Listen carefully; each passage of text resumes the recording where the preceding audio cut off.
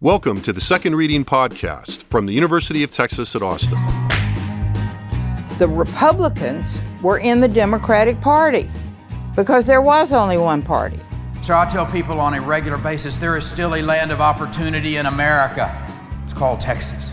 The problem is, these departures from the Constitution, they have become the norm. At what point must a female senator raise her hand or her voice to be recognized over the male colleagues in the room? And welcome back to the Second Reading Podcast. I'm Jim Henson, director of the Texas Politics Project at the University of Texas at Austin. Happy to be joined today by the UT Texas Politics Project polling team. Daron Shaw, professor of government at UT Austin, here with us today. Welcome back, Daron. Howdy, Jim. Also, Josh Blank, research director for the Texas Politics Project. Good morning, Josh. Good morning. Still morning. Yeah. So we are recording Wednesday morning with the Paxton trial still grinding on in the Senate, though with word that we may see a conclusion to this a little sooner than later. Word on the street goes to the jury maybe Friday or Saturday. Now, that is word on the street under a gag order, so that could be remarkably accurate or wildly wrong. Right. So I am not offering it as a fact, Your Honor. Don't aggregate that, everybody. We have talked quite a bit about that dominant story in Texas politics for the last couple weeks, and we'll no doubt, have reason to touch on it during this conversation. But especially given that Professor Shaw has made time for us today, I thought we'd spent most of our time on some of the results in the latest UT Texas Politics Project poll that we released in its entirety last Friday and talk about what we got is readings from the GOP presidential race. Let's start with the Republicans, since that's where the action, most of the action at least is so far. So we set this up as a set of unfaves and favorability ratings for a list of all of the major candidates at this point, I think. So I'm going to start with you, Daron. What'd you notice in this? Well, I'm missing some key players here, like Suarez and others. So the team obviously needed to include more information as opposed to less here. But I'll start small and go slightly larger. Okay. The persistent unpopularity of Chris Christie amongst Republicans is kind of remarkable.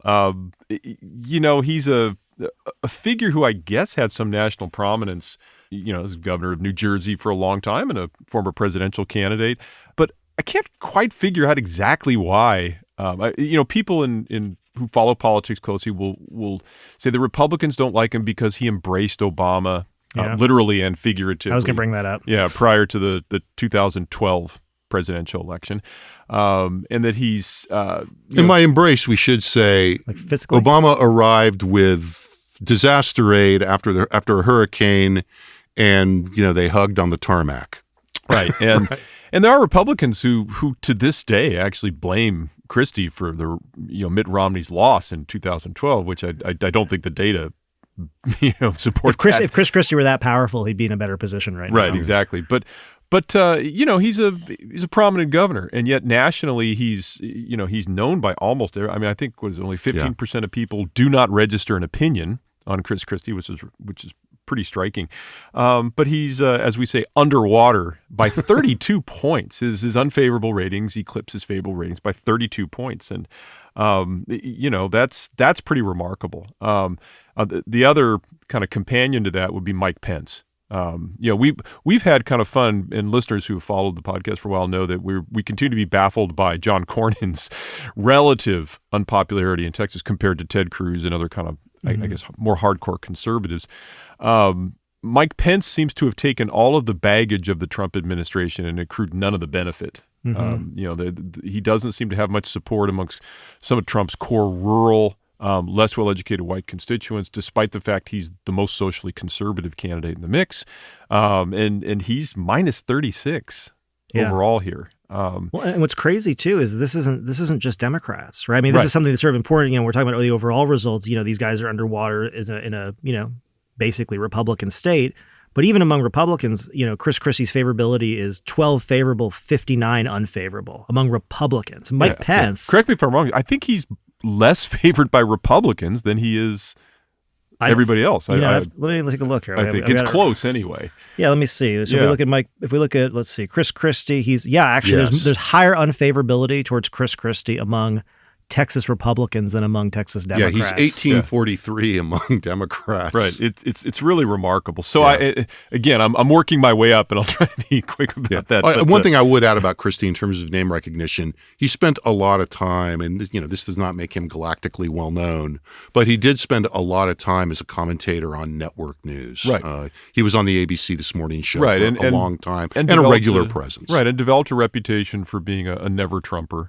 His After current a while. his current campaign is seen as being something of a kamikaze mission with a goal of taking out Trump, or at least raising fundamental questions about Trump as a Republican nominee. So as you move up the ballot, we'll show how well that's worked. I was gonna say, I mean, do you put Pence's results again? So among Republicans, 29 have a favorable opinion, 50 have an unfavorable opinion of Mike Pence. I mean, in my mind, I sort of lump Chris Christie and Mike Pence into a similar bucket in the context of these results as sort of being standing somewhat contrary to Trump. I mean, I think Pence a little bit less aggressively, obviously, than Christie, but also just the fact of his mere running in some ways seems to be like a rejection of Trump. I mean, is that your take on that, or do you see it differently? Yeah, I think, we've talked also about theories of public opinion and what does the ivory tower have to say about this, and most of the literature on public opinion suggests that it's elite driven. Yeah. In other words, people are paying attention, especially partisans who are attentive, pick up on elite cues very readily. And the ability of the public, or the tendency of the public to pick up on these cues, kind of mirrors the extent to which they're paying attention. So the attentive people pick them up first, the less attentive people later. And I think there's a pretty decent amount of evidence that Trump singling out, he went after Christie in 2016. I think that stuck a little bit. But Trump going after Mike Pence has really hurt. But let's not be completely captive to the moment. Pence's ratings have never been as solid as one might expect, given his policy positions and his kind of persona within the Republican Party. So Trump has, kind of further put torpedoes into a listing ship. Yeah, but why that ship was unbalanced and kind of vulnerable in the first case, I think is an interesting story. I don't think it's just reaction to January 6th. I don't think he was nearly as popular amongst Republicans as Trump was, and he definitely was. I mean, it's interesting. Yeah. You brought up John Cornyn there. It says when we talk about John Cornyn's numbers, we tend to sort of highlight the fact that Cornyn is such a good avatar of like a prior generation's conservative and a prior generation's Republican. And watching the last GOP debate, it was hard not to look at Mike Pence up there and feel like it was like a time warp to like the 1980s or 1990s relative to the stage and everybody else's kind of orientation. And right. Yeah, that's one of the things I kind of wanted to flood. I mean, what's interesting to me about Pence is that aspect of it that you were talking about, Josh, in part, that he seems like yesterday's Republican, or at least one of yesterday's Republicans. But I think it also points to a fact that, one of the things that has come out in Trump's more or less, takeover of the Republican Party, not just physically, but in the, refashioning the ideological orientation of the party, is that, I think there was a misjudgment that Mike Pence would be kind of the conscience, and he would represent the way that evangelicals would view political figures. And clearly the judgment that somehow evangelicals would reject Trump for all the reasons one might posit that they might reject him, turned out to be wrong. And one of the big losers in that dynamic and the misapprehension of that is, in fact, Mike Pence. Yeah, even a month ago, I would have told you that I'm buying some Mike Pence stock. Right, on the trading markets. On the trading, I'm buying low. I'm buying low. And another reason why it's good to have a financial advisor. Right, exactly. But the reasoning, I'll defend my reasoning, if not the conclusion. The reasoning is that the Iowa caucuses have traditionally been a place where social conservatives have outsized influence on the results. They know how to organize. They're ideologically motivated. They're sort of, in terms of issue profiles, they're very consistent and coherent. And Mike Pence, alone amongst the Republicans, has a profile that one would think matches what's going on amongst evangelical Christians and more socially conservative Christians in Iowa. But Jim, I think you put your finger on the pulse here. What's going on, which is I think social conservatives like that Trump fights. Yeah. They like who he fights and the way he fights. And the results. Right. And so the fact that he is not consistent on abortion, for instance, the fact that he's not consistent on any range of, socially conservative issues seems to matter less. They're with him because he's taking on the people that they think need to be taken on, as opposed to Mike Pence, whose issue positions are much closer to, I think, their preferred positions. But doesn't have the reputation as being a fighter or representing those interests in the public arena the way that Trump does. That's my take. I think they're different. Look, the Mike Pence persona is part of this. Very hard to operationalize. Right. But there are things about Mike Pence that simultaneously come off as the epitome of what we used to think of as a Midwestern Republican evangelical leader. Mm-hmm. But there are also things about Mike Pence that come off as professional politician. Yeah. And those things sit uncomfortably, particularly sitting on top of this dynamic we're talking about, the fact that, to put it one way, I think, evangelical voters and evangelical conservatives have proven to be much more strategic thinkers than they got credit for in the past. Yeah. I think the one other thing I just mentioned before we, work our way up the ladder here with respect to the candidates is that I did think Pence was actually pretty effective in the first debate at two levels. The first was he took the time to lay out his biography in that debate. I think he's going to have to continue to do that. There's a tendency on the part of former vice presidents to think that everybody knows enough about who they are, so they don't need to bother kind of spelling out their credentials. But when Pence said, look, I was a governor of Indiana, I was in the United States House, and I had, positions of authority with respect to the party and on foreign policy, I'd forgotten about some of those things, and he's going to need to do that if he's going to, not disappear beneath the surface of this thing without a trace. Right. The second thing he did, I thought the exchange between Pence and Haley on abortion, on Dobbs, was the most interesting exchange of the debate. I went into the debate, by the way, thinking that, how long is this thing going to take, and when can I flip over to it got pretty interesting then. To preseason football. But I was actually kind of captivated because the Republicans generally said very little about the Dobbs decision and what their response was going to be in the 2022 election. I was fascinated by what I thought was a really interesting strategic exchange between Haley, who said the proper position, effectively, she said, the proper position is we would like to do this, but we don't have the votes. We need to convince people. It's not realistic to do much at the federal level on Dobbs. And Pence comes back and specifically articulates the sort of biblical source of his position, principled position, but says, look, even though we don't have the votes, if we frame it as a limit on the time under which a woman could effectively have access to abortion, you put the other side in a position of being on. I thought that was very adult conversation. Yeah, it was an extraordinarily adult conversation for the format. And I thought, so I was kind of interested in that. And again, the fact that Pence, despite doing what I thought was a pretty good job, got no bump. It further kind of suggested maybe the public I think moving up the list illustrates why that's the case, right? Right, exactly. Now, so we're looking at, I think the clear winners of the debate were Haley and Ramaswamy. Ramaswamy's numbers here, he's a little lower here in terms of recognition than he is in some of the national polls, but this was a poll that was done towards the end of August. But just to make a point here, among Republicans, he had the fourth highest favorability rating of everybody we tested. He only trailed Ron DeSantis, Ted Cruz, and Donald Trump.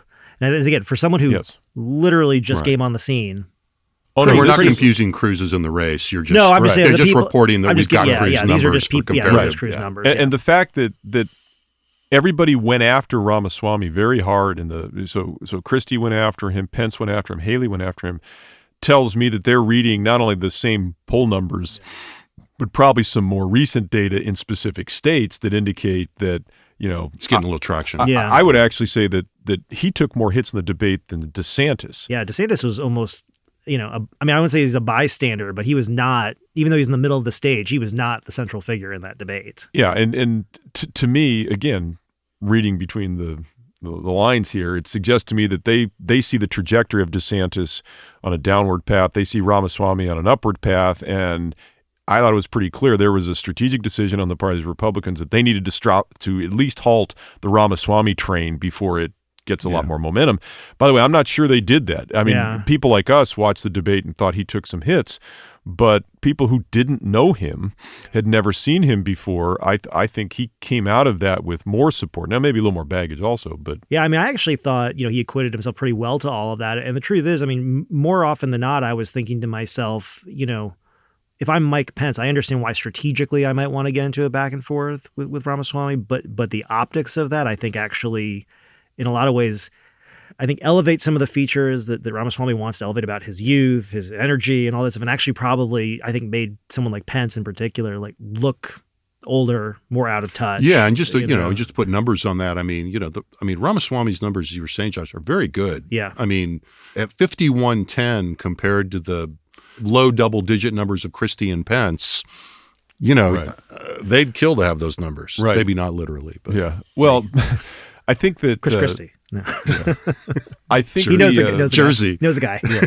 And if you kind of think more like your average Republican voter, and get away from the ivory tower here, what Ramaswamy did was, sure, he was attacked for not being experienced. He was particularly attacked for his position on Ukraine. Yeah. And now let's be clear.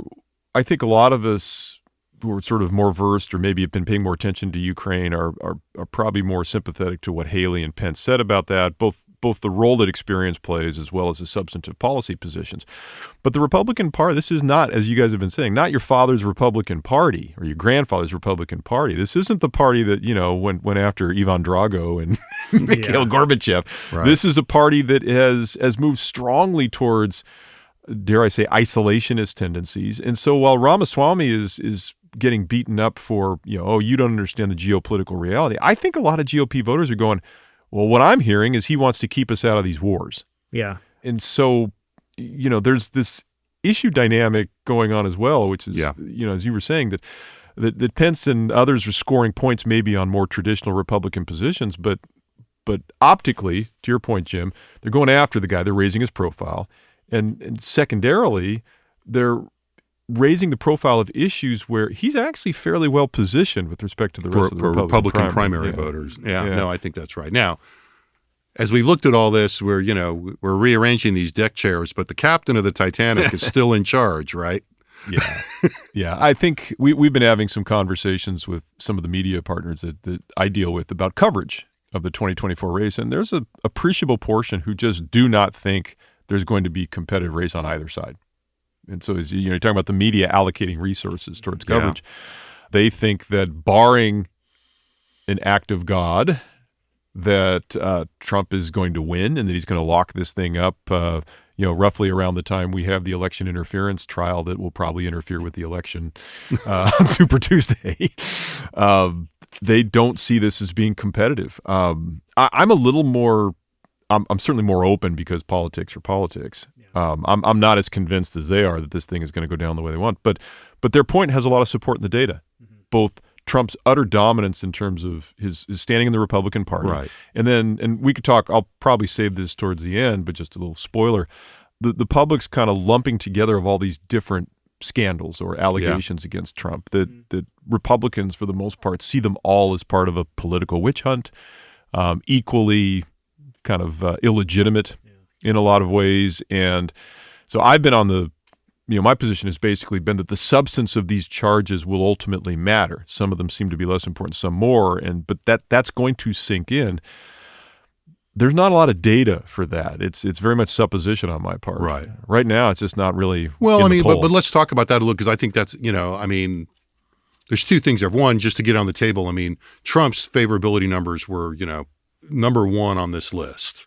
Yeah, he was viewed favorably by 79% of Republicans in Texas, unfavorably by only 15%. This is very much in line with the trend, so it's not as though these numbers dropped significantly since the most recent indictments or changed dramatically or his unfaves went up. Nothing's really shifted. Nothing's really dented. The Teflon, analogy, it still holds. And this is a question for you, Darren, just because you've been so involved with so much national polling on this. If you look at the trend in Trump's favorability in our data in Texas, and Texas I still think is not. And you can comment on it's not a great Trump. It's not a great Trump state. It's not a great Trump state, and it's also not a bad general trend comparison to for Republicans to the country overall.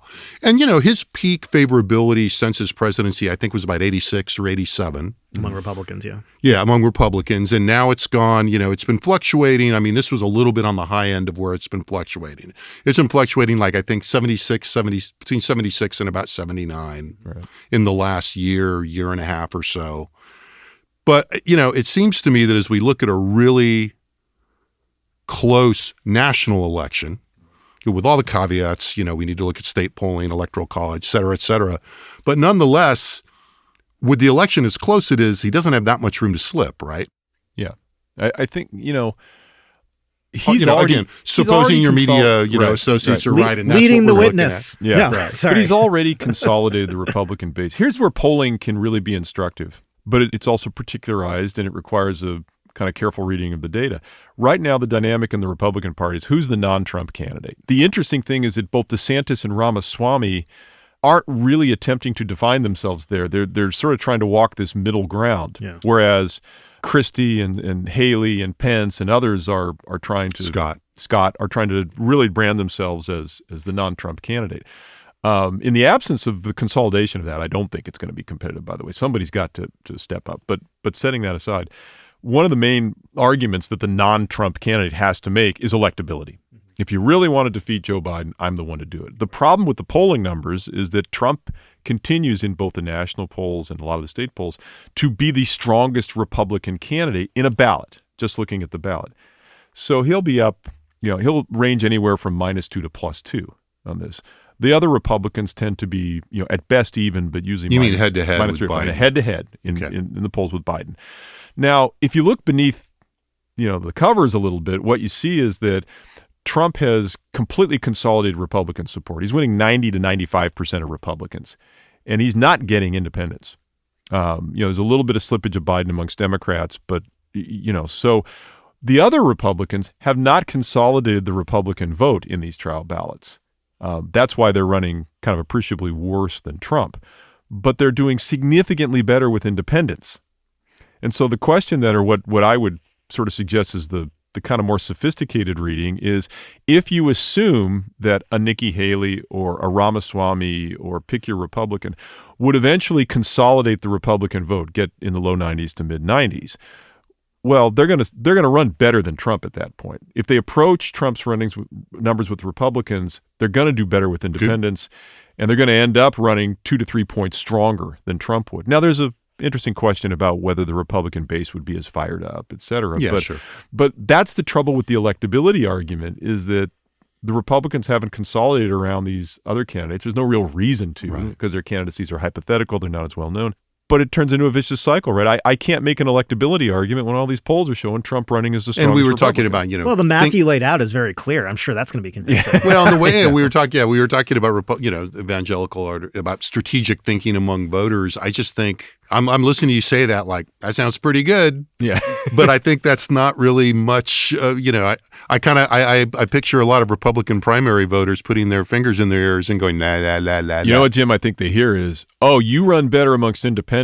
That means you're not a real Republican. Right. In other words. So you're compromising already, huh? Or or a real ally of MAGA, or making America great again, or however we want to vaguely define the Trump agenda without Trump. Right. And then I think it's curious that you haven't heard any Republicans say, except maybe Christie said, I can win over those a little bit. But what they don't say are independents, they don't say Democrats. And that's going to be the task. The only way it happens is, we understand it's not chicken and egg, that, a Republican has to emerge, a non-Trump Republican, and draw 90-95% amongst Republicans, and then it will happen, and then it becomes sort of a self-fulfilling prophecy. Just to bring it, you already said this, but just to bring it into this conversation, make it explicit too, the fact that Trump hasn't seen any appreciable dent in his support, despite sort of these repeated legal problems coming up and sort of the extensive coverage and extensive attention that has been laid to them, really should make I think anyone question whether at any point any of these things are going to end up becoming an electability problem. Right. To your point, because that would be sort of the other argument is to say, well, as long as these things hang around and the trials move forward, at some point this might affect Trump's support. Now, again, to your point, Jim, it doesn't need to affect it a lot. Well, that's the question, right? I mean, it doesn't, and bringing in independents really underlines that point. Well, but if I'm a Republican voter right now, I mean, even so, I would, and I was a sophisticated, strategic, and I'm looking at the point, I would say, hey, look, nonetheless, if it's all of my brothers vote with me, we're good, right? Now, there's two elements. I mean, in order not to be kind of the dominant Republican right now, Trump would have to lose support amongst Republicans, or the enthusiasm would have to be diminished. Now, that second part won't necessarily show up in the ballot numbers very well, but that's how Trump loses an election, basically, right? That Republicans, they may continue to support him, but if they're not as enthused, then he's got a turnout issue that makes him more. But all that stuff that's in the realm of political scientists. It doesn't help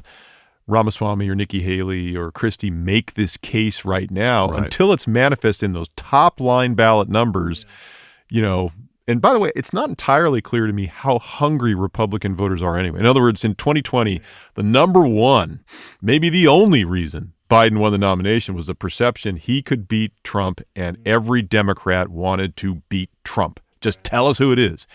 I don't know how hungry the Republicans are right now. I don't know if, the argument I can beat Biden is necessarily as compelling for Republicans in 2024 as it was for Democrats. Right. I mean, I think they're making an effort to pump that up as we speak, but well, I mean, if I were there, I would say, hey, I could win the popular vote. How about that? I mean, it's sort of the under things that I just kind of think about that's interesting underlying this conversation and the strategery of everybody is like, Trump lost the popular vote twice, right? Yeah. He lost his one of his two national elections, and if any of these stories dents him in any way, I mean, it's the inverse of it's not the inverse of electability, but think about it the other way, right? If any one of these stories actually does lead to a significant dent in his Republican support, and by significant here, I mean like statistically significant, like 3 to 8 points. I'm not talking about like a cratering.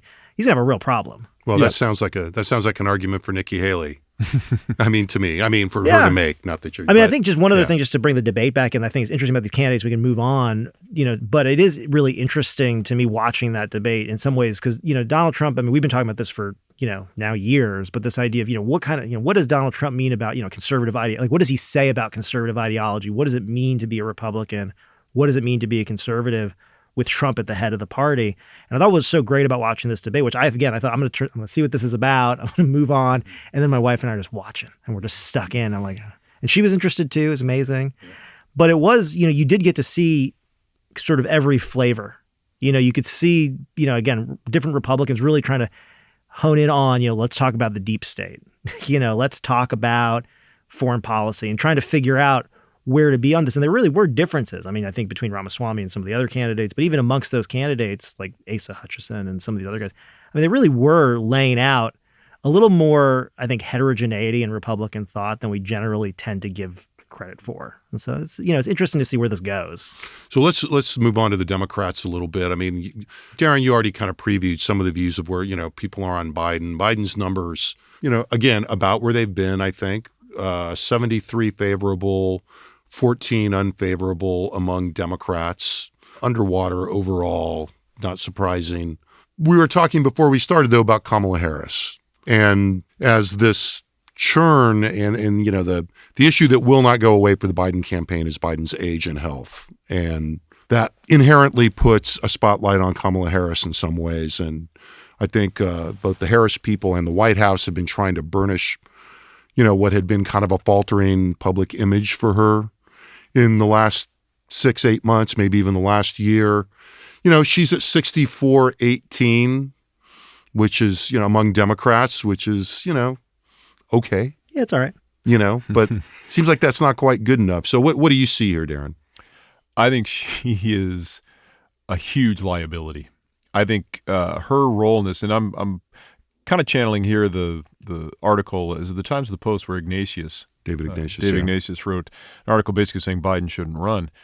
But there are two kind of strands to that. The first is this notion that Biden is slipping and that the more public exposure there is, the more this is going to be a conversation. The polling numbers on this, and we've run this in the past, we didn't run this poll, about Biden's fitness and ability to serve effectively as president, they're disastrous. I mean, there's 2/3 of Americans right now say that he does not have the cognitive capacity to serve effectively as president.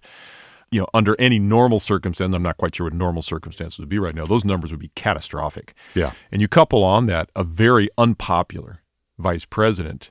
It's, because normally, as I said, the two strands, the one strand would be, well, if we think the president is compromised either physically or politically, what are the options with the vice president? What's the fallback? And the fallback is, typically been whether it's, Al Gore or, maybe not Dick Cheney, but, Joe Biden back in the day. It's important. Mike Pence. That there's a sense that, that would be okay. But Harris is deeply unpopular nationally. And you saw this, I think, we could kind of talk about, sexism or racism and how they play into that. I wouldn't deny that those things are kind of bubbling, but she had a catastrophic run for president. I mean, it really was poor. And the areas where she's been associated with public policy and representation of the Biden administration have not been good, most notably border security and immigration. Right. That was crazy. I mean, and they did not do her any favors. They did her. No. I mean, no, if anything, they almost knifed her in the front. I mean, it was just like, hey, who's going to be in charge of the border? That intractable problem that we're definitely not going to solve? Right. How about you? Right. It's like, great. I know. And if you kind of game this out, not to spend a ton of time on this, but because she was Attorney General in California and had some baggage with progressives because of her record in California, I think they didn't feel like they could put her in positions where her credentials, I think, would have suggested or recommended her. Because I think she would have been limited politically. And I think there's a real interesting dynamic here. But I think there's a real fear amongst Democrats that if you ran Kamala Harris against maybe not Trump, but anybody but Trump, that it would be an electoral disaster for the Democrats, which is why, as lots of people have been talking about recently, you have, most notably, Gavin Newsom sort of limbering up, stretching out in the bullpen, kind of getting his arm loose, even though he's been doing it since before the game started. Even though none of the manager nor the assistant manager or any of the coaches have asked Gavin to get loose, and he's still warming up in the bullpen. I've told this I had this line before, but it's like the third inning, and the manager looks towards and goes, "Who's warming up in the bullpen? What's he doing out there?" But I think it's clearly what Newsom is doing. We'll have some numbers with the national poll I'm involved with Fox. About how much forward or how much reticence versus how much enthusiasm people have for this race. And what you see is, if it's Biden versus Trump, there's more people saying they dread it rather than they're looking forward to it. If you say, how about any other matchup, the numbers switch by 20 points. It goes to being, they're looking forward to it rather than dreading it. And I think, for a lot of us, the prospects of like a Nikki Haley, Gavin Newsom election would, this is, again, kind of an ivory tower egghead thing, but I think a lot of us would go like, "Ooh, that's interesting, compelling," and these candidates represent interesting strains of the parties. But I've never even thought about that, and I just felt relaxed. Yeah, it's like it's smooth jazz music, I think, or a political sense. But as somebody who reacts violently against smooth jazz music, I was going to say that's a bad rough analogy. I also wonder, what people may say. Yeah, that sounds more interesting, but Donald Trump has been a turnout machine. No question. On both sides. Yeah. And so I do wonder, what the downside of people saying, I just want something a little calmer and a little less worrisome, what the implications are. Oh, I think you're absolutely correct. Turnout would be down. Yeah. But not because of Biden. It would be because of Trump's absence. Yeah. So let's talk just a minute. There's not much to say about this. I think at this point it's very early. We also ran some numbers in the Texas Senate race, the U.S. Senate seat from Texas, to be more clear, which would be confusing given one of these candidates. And Ted Cruz has no operative challengers that I know of at this point. His numbers have stayed pretty much where they've been, is my recollection of this. That's right, Josh, isn't it? Mm-hmm. He's floating around even to slightly net negative on the fave-unfaves overall, which has been pretty consistent. But high 70s among Republicans. Right. Mid really to high 70s. Yeah, challenging for the top billing in terms of if we put any of the Republicans at Texas, any of the Republican elected officials that Texas Republicans would be pretty familiar with, he's up near the top. Right. He's in the Trump-Abbott range. Right. basically, summarize. And then we also did fave unfaves among, and we'll focus on among Democrats for now, among the two leading, or at least, most prominent candidates for the Democratic nomination in that U.S. Senate race, Colin Allred, Congressman, and Texas State Senator Gutierrez. So what do we see there? Not a lot, right? As expected. Yeah, I mean, this is, as we've said many times. And to be fair, this is where Democrats start all of these races. I mean, unless they have run statewide before and have spent, many millions of dollars trying to get their name out there, a congressman from Dallas, a state senator from Uvalde, not widely known generally. And so overall, among Democrats, 34% hold a favorable view of Colin Allred, 11% an unfavorable view. Among Senator Gutierrez, it's 24 favorable, 10 unfavorable. So he's, not trailing him by very much for kind of the delay in time it took him to get out there. But I think, ultimately. And a smaller, at least in terms of the basics, smaller media market. Smaller media market. More voters, actually, but smaller media market, right? But nonetheless, I think, Gutierrez, I mean, the rationale for his candidacy is Uvalde and the massacre there. And, to the extent that he has been heavily associated with sort of the Democratic response to that. I think you can see that in these numbers, that he's not, basically because he's not starting at zero, right? I mean, people have started to form an opinion about him. Yeah, I don't know. I'm looking at 50% unknown, right? Which I think is the defining, as Josh suggests, the defining kind of characteristic of Democratic statewide candidates in recent election cycles. To me, there's two interesting things I'll just point out real quickly. And, one is the recent actions by the governor of New Mexico. I'm interested to see how they redound in Texas. That is to say, a very, very aggressive move by a Democratic governor to sort of reshape public policy options and thinking about gun violence.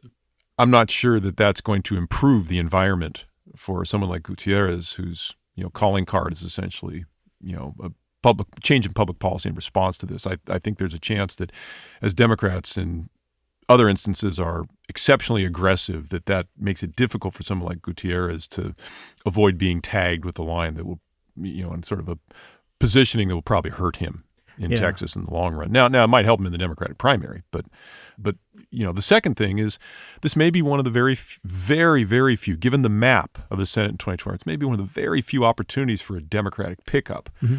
So one thing, if perhaps the public policy environment may not be quite as promising as you might otherwise think, that is one of the two main issues that the Democrats have for this Senate race, I think, would be the Dobbs decision and abortion, and then mass violence, Uvalde, and guns, and the grid if the power goes out, even though exactly. Right. I mean, obviously that's going to come up. Yes, because of Senator Cruz's decisions. But having very few targets for the Democrats to pick up seats in the Senate to kind of protect their majority.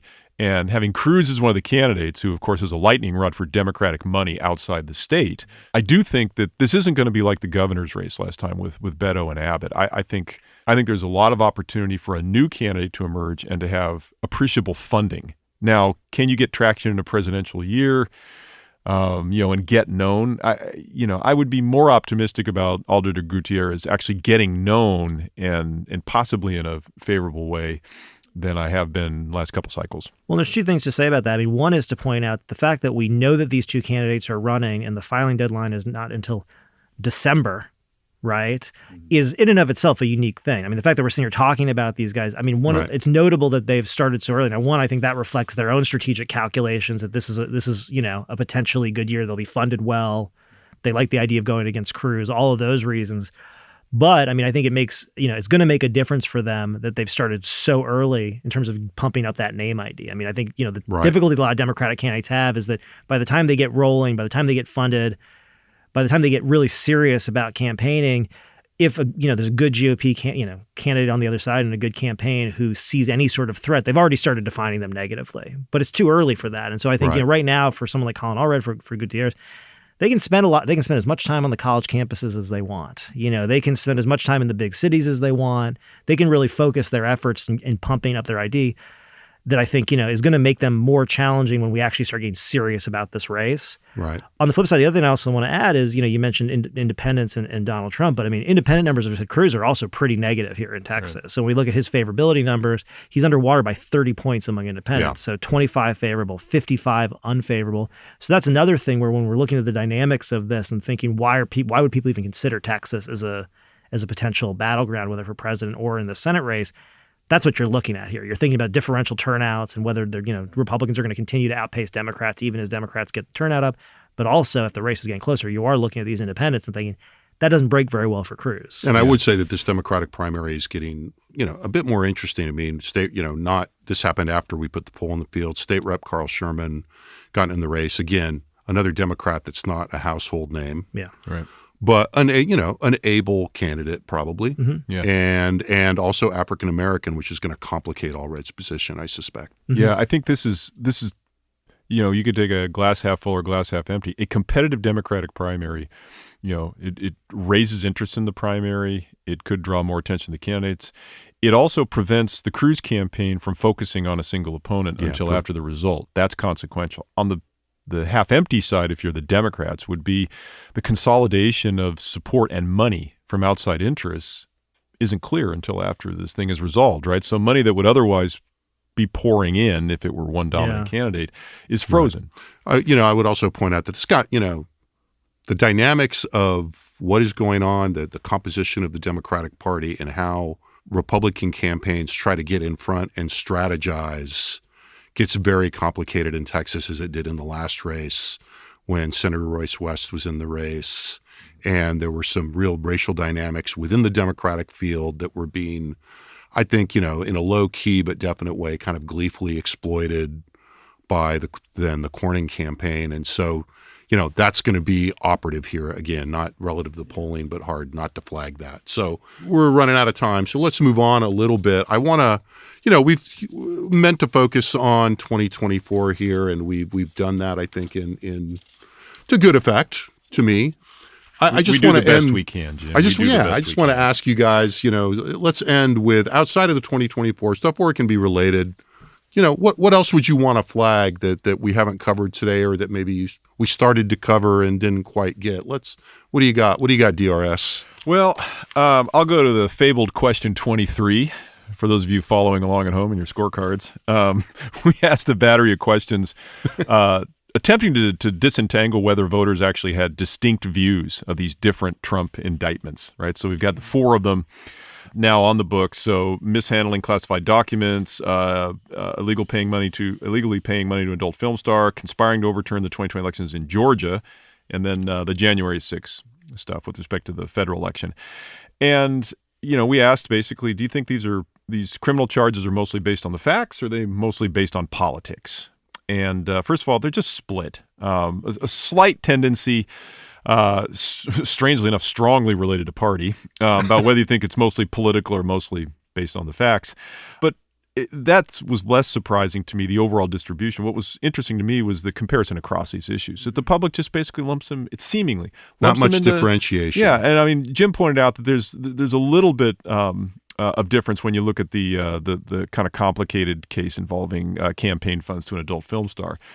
But on the more sort of obviously kind of policy legal questions, documents, support for democratic institutions, et cetera, they're almost identical. I've been in the camp saying that these cases should be rank ordered, from least to most compelling, and that the January 6th and Georgia cases were 1-2 on that. But I'm not seeing a lot of evidence for that. And part of that, by the way, I would suggest— You and your ivory tower. Yeah, I know, seriously. Wrong again. I think part of that is the way the charges have been launched. These sort of— when people say novel legal theories and we're going to try something we've never done before in prosecuting a former president who's an active candidate it's not surprising to me that Republicans would be pretty skeptical about that. The absence of an incitement element to the January 6th charge, I think, I think suggested a recognition of that, right? Yeah. And I think that's— so I'm still thinking that they're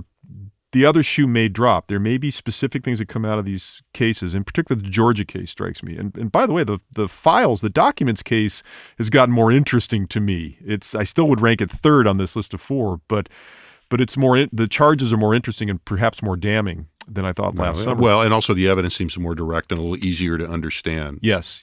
And there could be smoking guns or conversations or quotes that come out. But right now, Texas public is not feeling it. Right. We don't have to go into this, but I think one of the interesting things about that, and Josh and I have a piece that we're just finishing right now that'll be out hopefully by the time this podcast is up or shortly after, is the difference between that dynamic with Trump and the much lower level of consensus on the same framing of the question for Ken Paxton. Right. Just a lot less clarity on Paxton. So stay tuned on that. Josh, how about you? I have a drink of water. Looking ahead to sort of when the Ken Paxton trial is over, and assuming that the governor does call a special session specifically with a focus on vouchers or education priorities, we'll see. It's up to him. He's the governor, right? We were kind of interested in looking and seeing what sort of public ed priorities voters think the legislature should focus on. And here we weren't forcing them to make a choice. We were just asking them how important is it, for the legislature to address. I think we tested about, it looks like 7 or 8 different sort of issue areas. And we had tested these before during the session. And part of the reason was because public education was just such an active area during the last legislative session that one of the questions we had talked about a lot, especially if you listen to this, was, how do they focus and what do they end up focusing on? And knowing that we're moving ahead to another special session, most likely focus on vouchers, we wanted to see, where the voters are at this point. Should this become the only topic that's being addressed sort of in the state political system? And what was really interesting, given the fact that this is we're expecting this to be a special session to establish some kind of a voucher or voucher-like program. What was really interesting was when we asked about these priorities, vouchers were at the bottom. And so, the top priorities for people that they said were, extremely important for the legislature to address was school safety. 60% said it was extremely important. Curriculum content, 47. Teacher pay and retention, 45. I'll just kind of skip down to the bottom. Vouchers, ESAs, or some kind of school choice program was 26%. So only 1 in 4 voters said this was extremely important. And even among Republicans, what was interesting here was, about a third said that it was extremely important for the legislature to take on, a voucher program. Almost twice as many said the same about parental rights, curriculum, or school safety. And so I'm curious to see going into this session, if the special session is really, by design focused solely on vouchers, when these other issues have been so consistently top of mind for voters in the education system. I'm curious to see how that gets received when we get to that point. And if it's not focused, if they do add some other things to the call, I think that's very likely to re-trigger or re-aggravate something that's that we're seeing play out in the trial, and that is the intense friction and conflict between the Texas House and its leadership and the Texas Senate and its leadership. Right. So I think it's, there's a lot there. There's a lot going on there. And I'll say, we're also writing another piece on those results and an experiment we did to look at voucher attitudes. And there's some really interesting stuff in there that we'll save for another podcast. But it really does actually put some more substance behind some of these conflicts, especially at a geographic level, I think. Right. So, my thing is a little more national. I think you guys hit a lot of great state stuff, and there's other things to pick here. But I want to pick up on something that Daron mentioned earlier, and that is, and I really noticed the kind of your affect when you said this, and that is the nature of the issue of isolationism in the Republican Party. I mean, the trend numbers in our question on whether the U.S. is doing too much, too little, or the right amount in Ukraine have really tracked in a very interesting direction. On one hand, I think overall we're seeing more or less signs of an expected level of fatigue. But the share of Republicans that say the U.S. is doing too much, and again, we have been doing more over this period of time, but it has really increased. I mean, in April of 22, shortly after the invasion, only 19% of Republicans said that the U.S. was doing too much. That number is now at 56%, and it has just risen steadily. I mean, if you look at these numbers after April, from June to August, it goes from 39, 44, 46, 50, 53, 56. I think you can call that a trend. It's just going as we look for trends and we look for things and things look a little uneven, this is one of the clearest trends that we're seeing in this polling right now. And it's interesting if you're, again, I'll use the ivory tower thing again, Daron. If you're interested in like the inputs to American foreign policy and the history of divisions in the Republican Party, it's interesting. But as we speak right now, with the U.S. House and the U.S. Senate at loggerheads over almost everything, and as we see the U.S. Senate much more supportive of continuing aid to Ukraine and a hardcore faction in the House dead set against it, these numbers are really going to matter. They are throwing a lot of sand in the gears, in a machine that is already pretty sandy. So I think that, watching those numbers, and then you layer that on top of our earlier sort of discussion about Pence and what's going on in the Republican Party. It's another really interesting facet of all that. And I think it's easy to say, well, foreign policy, often doesn't matter that much. But it's really ever present right now because it's entering so many other discussions. As you said, it was one of the hottest moments and clearest distinctions in the debate. With that, thank you guys both. It's been a long, but I think fruitful session. Enjoyed it very much. From my point of view. So Daron, thanks for joining us. Josh, as always, thanks for being here. Many thanks to our crew in the audio studio here in the development studio in the College of Liberal Arts at the University of Texas. To see results, if you're listening to this via a podcast platform and you want to see the data we're talking about, I urge you to go to texaspolitics.utexas.edu.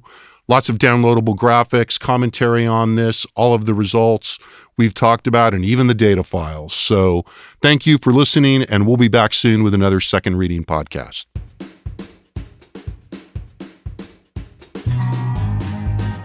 The Second Reading podcast is a production of the Texas Politics Project at the University of Texas at Austin.